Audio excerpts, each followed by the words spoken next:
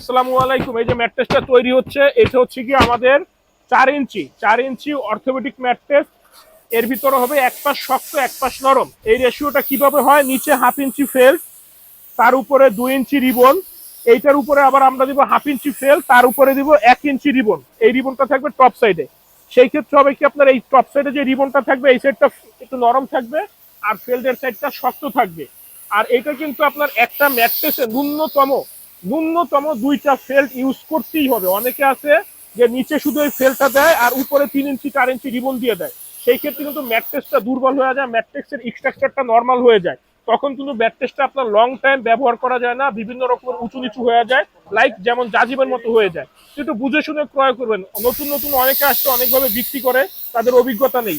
একটু বুঝে শুনে ক্রয় করবেন। আমাদের ফ্যাক্টরিতে আসলেই বুঝতে পারবেন। আল্লাহর রহমতে আমরা দীর্ঘদিন যাবত ভালোভাবে সততার সাথে ব্যবসা করে আসতেছি। আমাদের ফ্যাক্টরি ঢাকা খিলগাঁও গোড়া।